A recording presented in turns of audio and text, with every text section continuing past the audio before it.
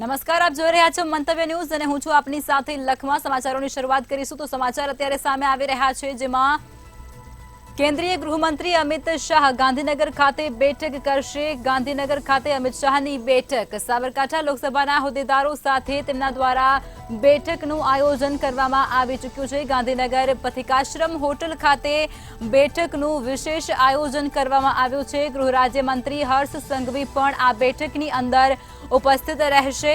સાથે જ સાબરકાંઠાના હોદ્દેદારો સહિત નેતાઓ પણ આ બેઠકમાં જોવા મળશે.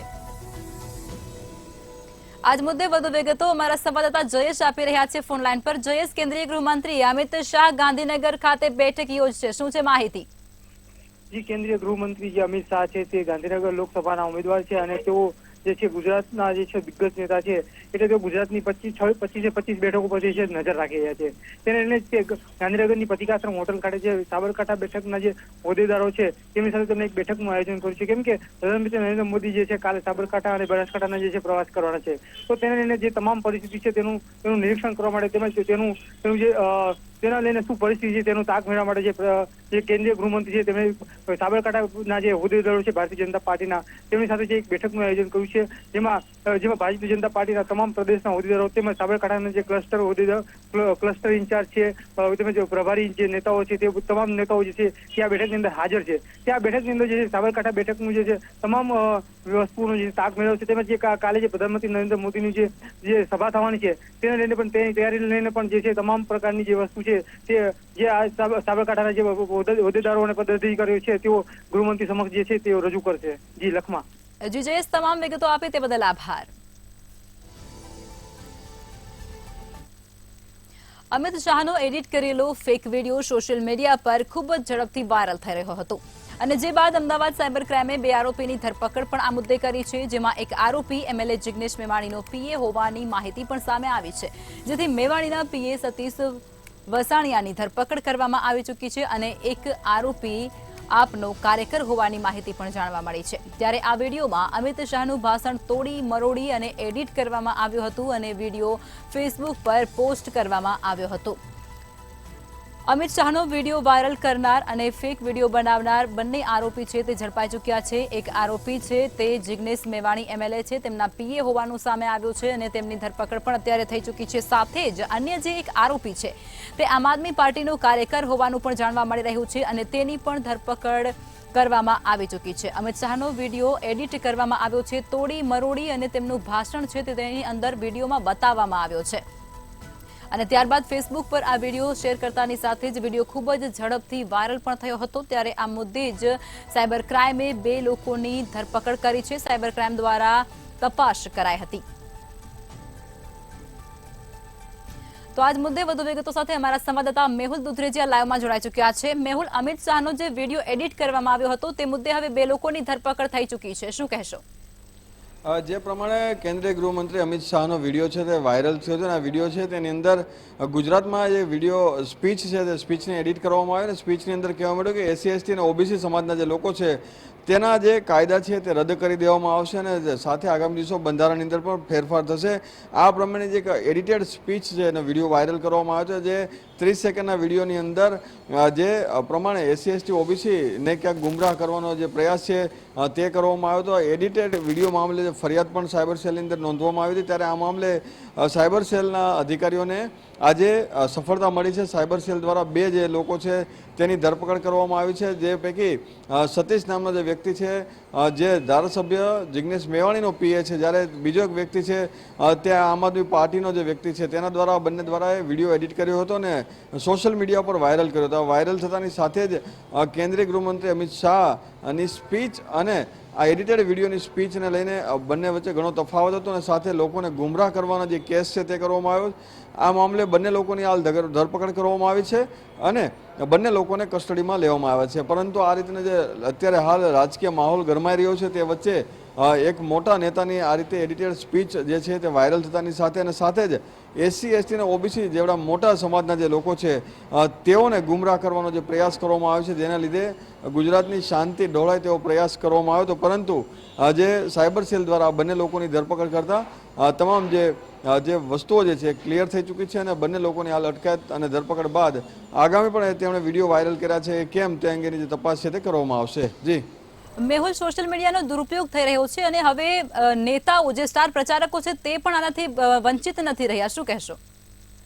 જે પ્રમાણે જે અત્યારે ઇલેક્શનનો માહોલ છે ને એક બાદ એક આક્ષેપ પ્રત્યાક્ષેપના જે વિડીયોઝ છે સોશિયલ મીડિયાની અંદર ટીકા ટિપ્પણીઓ છે અને સાથે ગમત કરતી જે ઘણી બધી પોસ્ટ હોય છે તે સોશિયલ મીડિયામાં વાયરલ થતી હોય છે એકબીજા લોકોને પરેશાન કરવા માટે અથવા એકબીજાને હેરાન કરવા માટે આંતરિક રીતે આ લોકો જે આ પ્રમાણે વિડીયો છે વાયરલ કરતા હોય છે અને આવો જે વિડીયો છે કેન્દ્રીય ગૃહમંત્રી અમિત શાહનો છે વાયરલ કરવામાં આવે છે અને ખાસ કરીને SC ST OBC અને બંધારણને ધ્યાનમાં રાખીને આજે વિડીયો વાયરલ થયો છે જેના લીધે ખૂબ મોટું નુકસાન છે તે થઈ શકતું હતું પરંતુ સાયબર સેલ અમદાવાદ દ્વારા એક સરાહનીય કામગીરી કરીને બંને આરોપીની ધરપકડ કરવામાં આવી છે.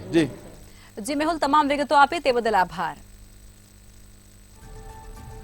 તો અમિત શાહનો એક ફેક વિડીયો સોશિયલ મીડિયા પર વાયરલ કરવામાં આવ્યો છે. ફેસબુક પ્લેટફોર્મ પર તેને વાયરલ કરવામાં આવ્યો હતો અને તે ખૂબ જ ઝડપથી પ્રજા સમક્ષ પ્રસ્તુત પણ થયો હતો. ત્યારે ભાષણના વિડીયોને તોડી મરોડી અને તેને વાયરલ કરવામાં આવ્યો હતો અને ત્યારબાદ હવે સાયબર ક્રાઇમ દ્વારા આ સમગ્ર મુદ્દે તપાસ હાથ ધરાઈ અને બેની ધરપકડ કરાઈ.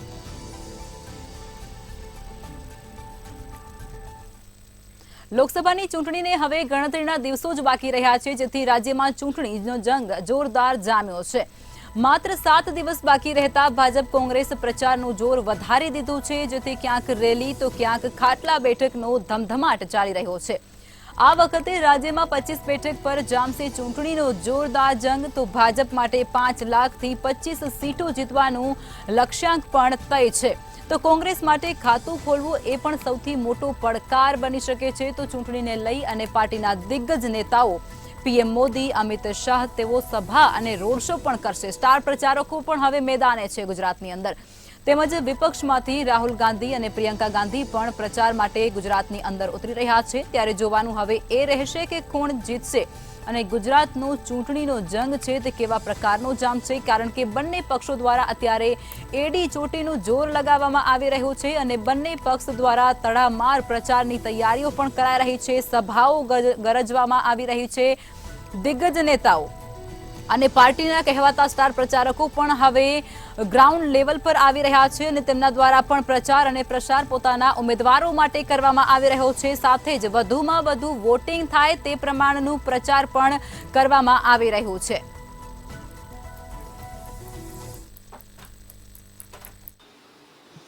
લોકસભાની ચૂંટણીને માત્ર 7 દિવસ બાકી રહ્યા છે ત્યારે ભાજપ અને કોંગ્રેસ એડી ચોટીનો જે દાવ છે તે જીતવા માટે લગાડી રહ્યા છે. કહી શકાય કે ભાજપના અને કોંગ્રેસના જે સ્ટાર પ્રચારકો છે તે એક બાદ એક ગુજરાત આવી રહ્યા છે.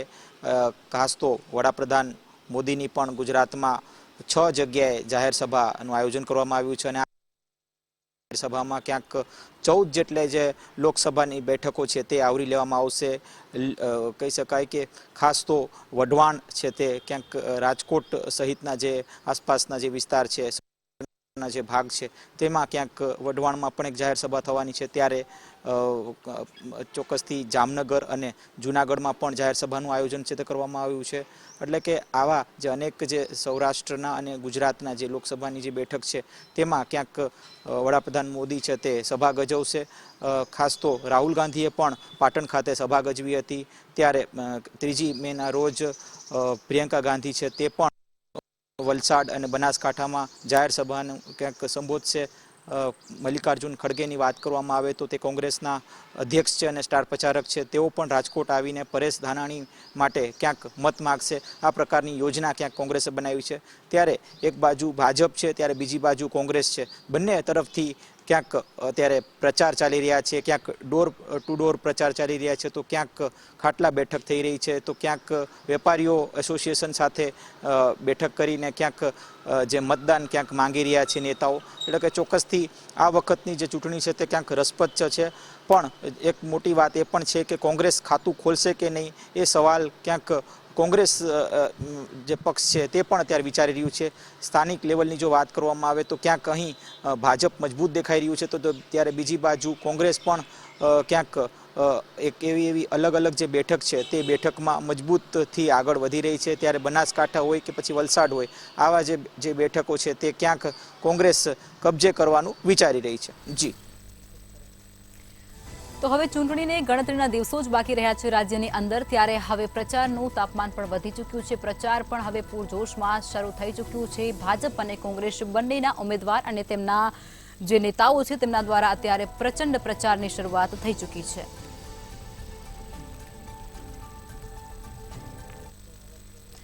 સુરત ભાજપના એમએલએ કાનાણી દ્વારા અલ્પેશ કથિરિયાથી નારાજ હોય તેવું અત્યારે સ્પષ્ટપણે વર્તાઈ રહ્યું છે, જેને લઈ અને અલ્પેશ કથિરિયાની પ્રતિક્રિયા પણ હવે સામે આવી ચૂકી છે. તેમણે કહ્યું છે કે કુમાર કાનાણીની વાત તેમના સ્તર પર યોગ્ય છે અને પાર્ટીના નિર્ણય બાબતે તેમની કોઈ નારાજગી નથી. તેમજ તેમણે વધુમાં જણાવ્યું હતું કે આમને સામને લડ્યા હોય ત્યારે આક્ષેપ પ્રતિ આક્ષેપ તો થયા જ હોય, જેથી કુમારભાઈને અમે ચોક્કસ મનાવીશું. ત્યારે નિલેશ કુંભાણી વિશે વાત કરતા તેઓએ જણાવ્યું હતું કે નિલેશ કુંભાણી બાબતે મને કોઈ જાણકારી નથી. હું પડદા પાછળ કે પડદા આગળ પણ નથી. મને તે વાતમાં કોઈ પણ જાણકારી નથી તેવું તેમના દ્વારા સ્પષ્ટપણે કહેવામાં આવ્યું હતું. તો સુરતમાં ભાજપના એમએલએ કાનાણી નારાજગીનો મામલો હતો, તેમાં હવે અલ્પેશ કથિરિયા દ્વારા એક નિવેદન આપવામાં આવ્યું છે અને તેની અંદર તેમના દ્વારા જણાવવામાં આવ્યું છે કે તે તેમની જગ્યા પર યોગ્ય છે, માટે અમે તેમને મનાવવાના પ્રયત્ન કરીશું. કુમારભાઈ અમે ચોક્કસ મનાવી પણ લઈશું તેવું પણ વિશ્વાસ તેમના દ્વારા વ્યક્ત કરવામાં આવ્યો છે. આ સાથે જ નિલેશ કુંભાણી બાબતે પણ તેમને સવાલો કરવામાં આવ્યા હતા અને ત્યારે તેઓએ જવાબમાં જણાવ્યું હતું કે નિલેશ કુંભાણી મુદ્દે મને કોઈ પણ પ્રકારની ખબર નથી. હું પડદા આગળ પણ નથી અને પડદા પાછળ પણ નથી, તેથી હું એ વાતથી એકદમ અજાણ છું. આ વાતથી તેઓ એકદમ અજાણ હોય તેવા પ્રકારનું નિવેદન તેમના દ્વારા નિલેશ કુંભાણીની બાબતે આપવામાં આવ્યું છે. આ સાથે જ કાનાણી નારાજ છે તેને લઈ અને તેને મનાવવા માટેનો વિશ્વાસ પણ તેમના દ્વારા વ્યક્ત કરવામાં આવ્યો છે. ત્યારે ધારાસભ્ય કુમાર કાનાણી જે નારાજગીનો મામલો હતો તેમાં હવે અલ્પેશ કથિરિયા દ્વારા પોતાનું નિવેદન આપવામાં આવ્યું છે અને નારાજગી મામલે તેમના દ્વારા પ્રતિક્રિયા આપતાની સાથે તેઓએ જણાવ્યું છે કે કુમાર કાનાણી ની વાત તેમના સ્તર પર યોગ્ય છે, તેઓ તેમના સ્તર પર યોગ્ય છે તેવું તેમના દ્વારા આ નિવેદનની અંદર કહેવામાં આવ્યું. સાથે જ પાર્ટીના નિર્ણય બાબતે તમને કોઈ નારાજગી નથી તેવું પણ જણાવ્યું.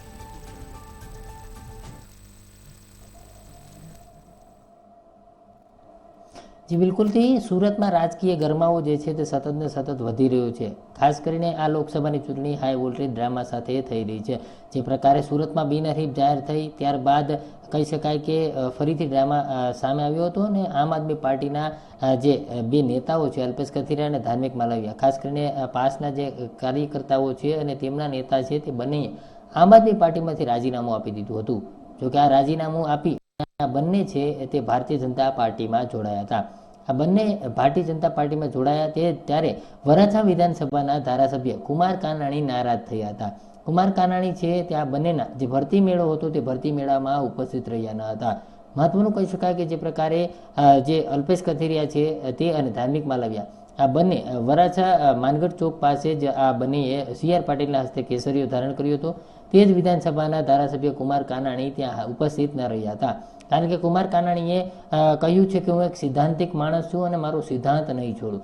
અલ્પેશ કથિરિયાએ જ્યારે ચૂંટણીમાં ઊભા હતા ત્યારે તેમણે જે પ્રકારે નિવેદન આપ્યા હતા તે નિવેદનબાજીમાં હું ક્યારેય ફરીશ નહીં. કારણ કે જો હું તેમના કાર્યક્રમમાં જાઉં તો લોકો મને પૂછે કે આ એ જ અલ્પેશ કથિરિયા છે કે જેમણે ચૂંટણીમાં આક્ષેપ પ્રતિ આક્ષેપ તમારા પર કર્યા હતા. એટલા માટે થઈને હું મારી જાત માટે થઈને ગયો નથી. હું કુમાર કાનાણી છું. ખાસ કરીને મને પૂછવામાં આવ્યું હતું ત્યારે પણ મેં જણાવ્યું હતું કે અલ્પેશ કથિરિયાને લેવો હોય તો મારી કોઈ ના નથી, પરંતુ હું સૈદ્ધાંતિક માણસ છું, હું સ્વીકારીશ નહીં. એટલા માટે થઈને તે અલ્પેશ કથિરિયાના જે ભરતી કાર્યક્રમ હતો તેમાં આવ્યા ન હતા. અને ખાસ કરીને આ બંને જે અલ્પેશ કથિરિયા અને ધાર્મિક માલવિયા છે તેમના આ બંને કેસરિયા કરીએ ત્યારે કુમાર કાનાણી ઉપસ્થિત ન રહ્યા હતા. આ મામલે અલ્પેશ કથિરિયા છે તેમણે પણ નિવેદન આપ્યું હતું કે જે પ્રકારે કુમાર કાનાણી છે તેમણે નિવેદન આપ્યું છે તે અમારા વરિષ્ઠ નેતા કહી શકાય અને કહી શકાય કે જે પ્રકારે વડીલ છે એટલે અમે તેમને ચોક્કસ મનાવવાનો પ્રયાસ કરીશું. કારણ કે ચૂંટણી હતી અને ચૂંટણીમાં આક્ષેપ પ્રતિ આક્ષેપો થતા રહે છે, એકબીજા પર પ્રહાર પણ કરવામાં આવતા હોય છે. ત્યારે આ વાતનું તે ખોટું લગાવે તે અયોગ્ય છે. ત્યારે કુમારભાઈ કાનાણી છે તેમને અમે મનાવવાનો પ્રયાસ કરીશું. ખાસ કરીને જે પ્રકારે આખો મામલો સામે આવ્યો છે તેમાં કુમાર કાનાણી છે તે અલ્પેશ કથિરિયાના ધાર્મિક માલવ્યના ભરતી મેળામાં ઉપસ્થિત નહોતા રહ્યા ત્યારે અનેક તર્ક વિતર્કો ચાલી રહી હતી ને તેને જ વાતને રદિયો આપતા કુમાર કાનાણી જે છે તેમણે પોતાની પ્રતિક્રિયા આપી હતી. તો સામે સામે કુમાર કાનાણી પ્રતિક્રિયા સામે પણ અલ્પેશ કથિરિયાએ પણ પ્રતિક્રિયા આપી હતી. એટલે એકબીજાને કહી શકાય કે કુમાર કાનાણી છે તે અલ્પેશને સ્વીકારવા તૈયાર નથી, અલ્પેશ અને ધાર્મિકને. ત્યારે અલ્પેશ અને ધાર્મિક છે તે બંને કુમાર કાનાણીને મનાવવાના પ્રયાસો કરી રહ્યા છે. એટલે સુરતમાં આમ જોવા જઈએ તો એક રાજકારણ જે છે તે ફરીથી ગરમાઈ રહ્યું છે. એટલે અલ્પેશ કથિરિયાએ જે પ્રકારે આખું તેમનું નિવેદન આપ્યું તેમાં પણ કહ્યું હતું કે જે પ્રકારે કુમાર કાનાણી કહી રહ્યા છે તે પોતાના સ્થાને યોગ્ય છે, કારણ કે જે પ્રકારે હું તેમની સામે ચૂંટણીમાં ઊભો હતો અને વરાછા રોડ પરથી બંને આમને સામે હતા. અલ્પેશ કથિરિયા આમ આદમી પાર્ટીમાંથી અને કુમાર કાનાણી ભાજપમાંથી. એટલે ત્યારે પણ અનેક પ્રહારો થયા હતા અને તેની જ વાતને લઈને કુમાર કાનાણી જે છે તે ક્યાંક ને ક્યાંક અલ્પેશ અને ધાર્મિકને સ્વીકારવા માંગતા નથી.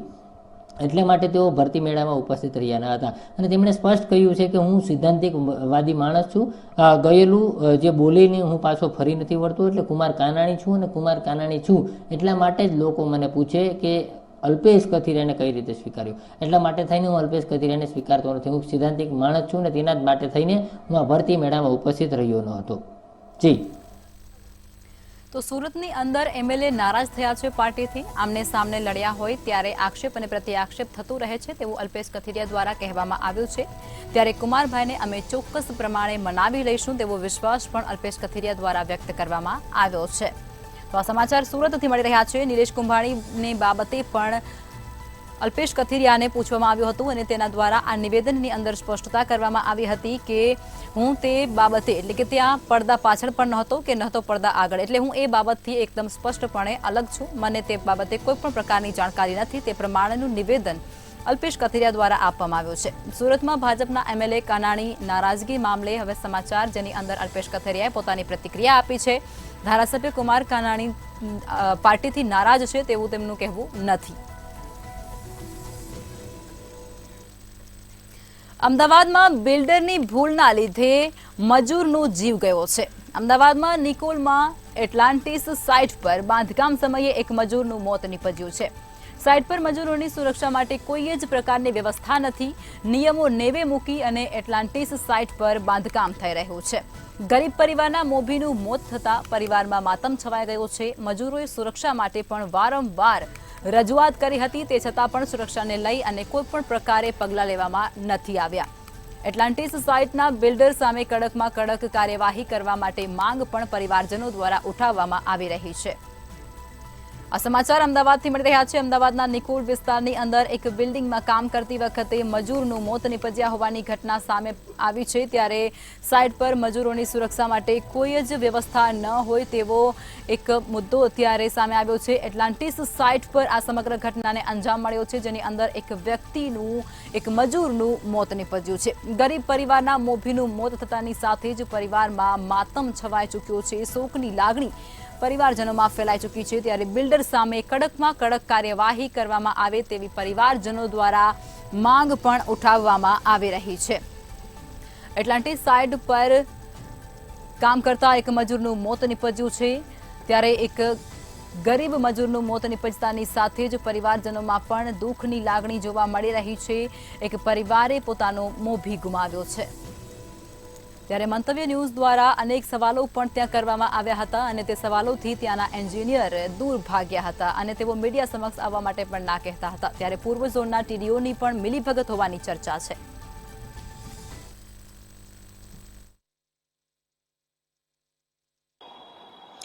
તો ચોક્કસથી જે રીતે નિકોલ વિસ્તારની અંદર આવેલી એટલાન્ટિસ જે સાઇટ છે તે સાઇટ ઉપર જે રીતે મજૂરનું મોત થયું છે તે ચોક્કસથી ક્યાંક ને ક્યાંક દર્શાવે છે કે પૈસાદાર બિલ્ડરો જે મજૂરના મોત છે તેને ક્યાંક ને ક્યાંક રૂપિયાની ઢગલા પાછળ ક્યાંક ને ક્યાંક તેને દબાવી દેતા હોય છે. અને એટલા માટે જે રીતે અત્યારે હાલમાં એટલાન્ટિસ ટાવરમાં ડી બ્લોકની અંદર જ્યારે મજૂર 11મા માળ પર ટાઇલ્સ લગાવવા માટે ચડ્યો ત્યારે કોઈ પણ પ્રકારની સુરક્ષા વ્યવસ્થા ગોઠવવામાં નહોતી આવી. ના તો સુરક્ષા નેટ બાંધી હતી, ના તો અન્ય સુરક્ષા વ્યવસ્થા તેને આપવામાં આવી હતી કે જેના કારણે તેને કોઈ પણ પ્રકારની હાનિ ના પહોંચે. તેમનું કહેવું છે, સાઇટ પર જે ઇન્ચાર્જ હતા તેમનું એવું કહેવું છે કે જે રીતે ત્યાં સાઇટ પર મજૂર રિસ્ક લઈને કામ કરતો હતો અને 15 મિનિટ સુધી મુકરદમે અને તેની પત્નીએ બૂમો પાડી તેને ત્યાંથી હટવાનું કીધું, પરંતુ તે સતત કામ કરતો રહ્યો અને આખરે તે 11મા માળથી નીચે પટકાયો અને તેનું મોત થયું. તો શું 15 મિનિટ સુધી મુકરદમ, તેની પત્ની અને અન્ય જે મજૂરો હતા, સાઇટના જે ઇન્ચાર્જ હતા, તે માત્ર નજારો જોતા હતા? 15 મિનિટ ખૂબ નાની વસ્તુ નથી, 15 મિનિટ ખૂબ મોટા સમય કહી શકાય કે જ્યાં મજૂરનો જો જીવ બચાવ હોય તો ચોક્કસથી એક નિર્ણાયક પગલું અથવા તો તાત્કાલિક પગલું લઈ શકાયું હોત. પરંતુ બિલ્ડરોને એક મજૂરના જીવની કોઈ કિંમત નથી અને એટલા માટે જ 3 દિવસ વીતી ગયા બાદ પણ મજૂરના જીવને લઈને કોઈ પણ કાર્યવાહી થઈ નથી. પોલીસે પણ અકસ્માત મોત નોંધી અને કાર્યવાહી હાથ ધરી છે. એક તરફ બિલ્ડર એવું કહી રહ્યા છે કે ત્યાંનું કામ પતી ગયું હતું એટલે ત્યાં સુરક્ષા નેટ નાખવાની અથવા મૂકવાની જરૂર નહોતી. તો જો કામ પતી ગયું હતું તો મજૂર શું કામ ત્યાં ચડ્યો હતો? અને મજૂર ત્યાં જો ચડ્યો હતો કામ કરવા તો સુરક્ષાની વ્યવસ્થા કેમ ન કરવામાં આવી? આ સૌથી મોટો સવાલ છે. પરંતુ બીજી તરફ ક્યાંક ને ક્યાંક એ પણ ચર્ચાઈ રહ્યું છે લોકોમાં કે ભ્રષ્ટ તંત્રના કારણે આ બિલ્ડરો ફૂલ્યા ફાલ્યા છે અને એટલા માટે જ આવા જે મજૂરો છે, જે નિર્દોષ મજૂરોના કામ કરતા કરતા મોત થાય છે અને તેમની લાશોના ઢગલા પર જ આટલી મોટી ઇમારતો બનતી હોય છે. અમદાવાદમાં અનેક ઇમારતો આવી છે કે જે મજૂરોના લાશના ઢગલા પર બની છે અને તેમને કંઈ જ નથી થતું. બિલ્ડરો બેફામ રીતે રૂપિયાના ઢગલાથી લોકોને દબાવી દે છે અને તંત્રને ખરીદી લેતા હોય છે. પરંતુ આ વખતે મંતવ્ય ન્યૂઝે જે ગુહાર લગાવી છે તેની અંદર ખાસ ચોક્કસથી કહેવામાં આવ્યું છે કે જ્યાં સુધી મજૂરના મોતને ન્યાય નહીં મળે ત્યાં સુધી આ જે અત્યારે અભિયાન છેડવામાં આવ્યું છે તે બંધ નહીં થાય. અને એટલા માટે જ અત્યારે હાલમાં જે રાજસ્થાનનો આ મજૂર છે કે જેનું નામ લક્ષ્મણ ઉર્ફે દિનેશ ડામોર હતું, તેના મોત પાછળ અત્યારે હાલમાં જે જવાબદાર વ્યક્તિઓ છે તેની સામે કાયદાકીય કાર્યવાહી થવી જોઈએ. ના માત્ર પોલીસ ડિપાર્ટમેન્ટ દ્વારા પરંતુ સરકારી તંત્ર એટલે કે કોર્પોરેશન દ્વારા, રેરા દ્વારા, તમામ દ્વારા કાર્યવાહી થવી જોઈએ કે જેના કારણે આવનારા દિવસોની અંદર ફરી કોઈ આવો નિર્દોષ મજૂર મરી ના જાય અને તેની પાછળ બિલ્ડરો છે તે માત્ર થોડા રૂપિયાના ઢગલા મૂકી અને ત્યારબાદ આ મજૂરના મોતને દબાવી ન દે. અત્યારે હાલમાં તમામ બાબતને લઈને મંતવ્ય ન્યૂઝ કાર્યવાહી કરી રહ્યું છે અને એક જ વસ્તુ સ્પષ્ટ રીતે જનતા તરફથી કહી રહ્યું છે કે નિર્દોષ મજૂરના મોત પાછળ આખરે એટલાન્ટિસ બિલ્ડર એટલે કે કહી શકાય કે શ્રી ખોડિયાર બિલ્ડર્સની જે લાગતા વળગતા જે બિલ્ડરો છે તેની ઉપર ક્યારે કાર્યવાહી થશે અને ક્યારે પોલીસ તેના જે આ કારનામા છે તેને ઉજાગર કરશે? અત્યારે હાલમાં જે રીતે મંતવ્ય ન્યૂઝે ત્યાં તપાસ કરી તો તેને દેખવા મળ્યું કે બિલ્ડરોની ભૂલ છે. તો શું પોલીસને તે નજરે નહીં પડી હોય? કોર્પોરેશનના ડિપાર્ટમેન્ટના જે અધિકારીઓ છે તેને નજરે નહીં પડી હોય કે ટીડીઓને નજરે નહીં પડી હોય? આ તમામ લોકો ક્યાંક ને ક્યાંક ભીનું સંકેલવાની કોશિશ કરતા હોય તેવું લાગી રહ્યું છે અને એટલા માટે જ હવે આ તમામ બાબતને લઈને તપાસ કાર્યવાહી થાય તેવી જનતા માંગ કરી રહી છે. જી. તો અમદાવાદની અંદર એટલાન્ટિસ સાઇટ ઉપર કામ કરતા એક મજૂરનું મોત નીપજ્યું છે. નીચે પડી જતાની સાથે મજૂરનું મોત નીપજ્યું છે. ત્યારે મજૂરના મોતની કોઈ કિંમત ન હોય તે પ્રકારનું દ્રશ્ય પણ ત્યાં સામે આવ્યું છે. કારણ કે ત્યાંના એન્જિનિયરોને કોઈ પણ સવાલ કરવા માટે જતા જ તેઓ ત્યાંથી દૂર ભાગી શક્યા હતા. રાજ્યના કેટલાક ભાગોમાં હીટવેવની આગાહી વ્યક્ત કરવામાં આવી છે. આગામી 3 દિવસ સુધી કેટલાક ભાગોમાં કાળઝાળ ગરમી પડશે તેમજ દરિયાકાંઠાના વિસ્તારોમાં ઉકળાટ રહેવાની આગાહી પણ વ્યક્ત કરવામાં આવી છે. તો અમદાવાદમાં ગરમીનો પારો 41 ડિગ્રીને પણ પાર જશે તેવી શક્યતા છે. તેમજ પોરબંદર અને ભાવનગર જિલ્લામાં હીટવેવની આગાહી વ્યક્ત કરાઈ છે. સાથે જ દીવમાં પણ 2 દિવસ હીટવેવની આગાહી હવામાન વિભાગ દ્વારા વ્યક્ત કરવામાં આવી છે. તો હવામાન વિભાગ દ્વારા ફરી એકવાર આગાહી વ્યક્ત કરવામાં આવી છે. 3 દિવસને લઈ અને આગાહી તેમના દ્વારા વ્યક્ત કરવામાં આવી છે. અંગ દઝાડતી ગરમીમાં વધારો થશે તેવી સ્પષ્ટતા અને સંભાવના તેમના દ્વારા વ્યક્ત કરાઈ છે. તો આ સાથે અમદાવાદમાં ગરમીનો પારો 41 ડિગ્રીને પાર જશે તેવી પણ સંભાવના વ્યક્ત કરવામાં આવી છે. દરિયાકાંઠાના વિસ્તારોમાં પણ ઉકળાટ રહેશે. સાથે જ પોરબંદર અને ભાવનગરમાં પણ હીટ વેવની આગાહી હવામાન વિભાગે વ્યક્ત કરી છે. અંગ દઝાડતી ગરમી માટે હવે લોકોને તૈયાર રહેવું પડશે. દીવમાં પણ 2 દિવસ હીટ વેવની આગાહી કરાઈ. તો આજ મુદ્દે વધુ વિગતો અમારા સંવાદદાતા હિરેન ચૌહાણ લાઈવમાં આપી રહ્યા છે ભાવનગરથી. હિરેન, હજુ એકવાર ગરમી છે તેને લઈ અને આગાહી કરવામાં આવી છે અને કાળઝાળ ગરમી હજુ પણ યથાવત રહેશે. 3 દિવસને લઈ અને આગાહી શું કહેશો? ચોક્કસ જણાવું તો જે રીતના ગરમીની શરૂઆતથી જે ગરમી છે તે સતત ને સતત વધારો થઈ રહ્યો છે. પરંતુ જે રીતના હવામાન ખાતા દ્વારા હાલ જે ગરમીને લઈને આગાહી આપવામાં આવી છે કે આવનારા દિવસોની અંદર ગરમી છે એ અસહ્ય બની જશે, એટલે કે જે હીટ વેવ છે તેની અંદર વધારો થવાની સંભાવના છે. અમદાવાદ સહિતના વિસ્તારોમાં કહીએ તો જે ગરમીનો પારો છે તે આજે પણ 41 ને પાર છે. ભાવનગરમાં પણ 2 દિવસથી 40 ને પાર ગરમીનો પારો રહ્યો છે. તેમજ જે દરિયાકાંઠાનો વિસ્તારો છે, જે ખાર વિસ્તાર કહી શકાય, તે આગળ કહેવાય તો હીટ વેવની એટલે કે સૂકો પવન જે ફેંકાતો હોય છે તેને લઈને પણ લોકોને કહી શકાય કે ચેતવણી આપવામાં આવી છે. રાજ્યની અંદર જે કહી શકાય કે મે મહિનાની અંદર એટલે કે મે મહિનાની અંદર ગરમીમાં સતત જે વધારો થતો હોય છે, પરંતુ જેટલા હાલ ગરમીની અંદર ખૂબ જ જે તાપ પડી રહ્યો છે ત્યારે લોકોને પણ હવામાન ખાતા દ્વારા સૂચન કરવામાં આવ્યું છે કે ગરમીનો જે પારો જ્યારે વધતો હોય છે ત્યારે હીટ વેવને લઈને ખાસ જે આરોગ્યલક્ષી જે સૂચનાઓ છે તેનું પાલન કરવું જરૂરી છે. કારણ કે બપોરના 12 થી સાંજના 4-5 વાગ્યા સુધી જે ગરમીનો પારો છે તે વધારે રહેતો હોય છે, એટલે કે 40 ની ઉપર ગરમી છે તે જઈ શકવાની શક્યતા છે. 44-43 ડિગ્રી સુધી રાજ્યમાં અનેક વિસ્તારની અંદર ગરમી પડી ચૂકી છે, ત્યારે આગામી સમય દરમિયાન પણ આ ગરમીનો પારો વધવાની શક્યતા છે. ત્યારે બહાર જ્યારે આ જે સમયગાળો જે આપ્યો છે હવામાન ખાતે, ત્યારે લોકોએ બહાર નીકળવાનું ટાળવું જોઈએ. તેમજ જે લોકો બહાર નીકળે છે તેને આખી બાઈના વસ્ત્ર તેમજ માથે ટોપી, પાણી પીવાનું રાખવું જોઈએ અને જે ગરમીથી રક્ષણ જે મળતું હોય તે રીતના તમામ પ્રકારના પ્રયત્ન છે તે લોકોએ કરવા પડશે. તેવી પણ આગાહી સાથે સાવચેતીના પગલાં લેવા માટે હવામાન ખાતાએ સૂચવ્યું છે. જી હિરેન, તમામ વિગતો આપી તે બદલ ધન્યવાદ. તો રાજ્યમાં હજુ પણ કાળઝાળ ગરમીનો પ્રકોપ યથાવત રહેશે. રાજ્યના કેટલાક ભાગોમાં હીટવેવની આગાહી પણ કરવામાં આવી છે. 3 દિવસ સુધી હીટવેવને લઈ અને આગાહી હવામાન વિભાગ દ્વારા વ્યક્ત કરવામાં આવી છે, જેની અંદર દરિયાકાંઠાના વિસ્તારોમાં પણ ઉકળાટ રહેવાની શક્યતા છે. સાથે જ અંગ દઝાડતી ગરમીમાં હજુ પણ વધારો થશે. ત્યારે અમદાવાદમાં પણ ગરમીનો પારો 41 ડિગ્રીને પાર જશે તેવી આગાહી હવામાન વિભાગ દ્વારા વ્યક્ત કરવામાં આવી છે. સતત 3 દિવસ સુધી કાળઝાળ ગરમીનો પ્રકોપ રાજ્યમાં યથાવત રહેશે. સાથે જ પોરબંદર અને ભાવનગર જેવા વિસ્તારોમાં પણ હીટવેવની આગાહી વ્યક્ત કરવામાં આવી છે. અને એટલું જ નહીં, દીવમાં પણ 2 દિવસ માટે હીટવેવની આગાહી હવામાન વિભાગ દ્વારા વ્યક્ત કરવામાં આવી છે.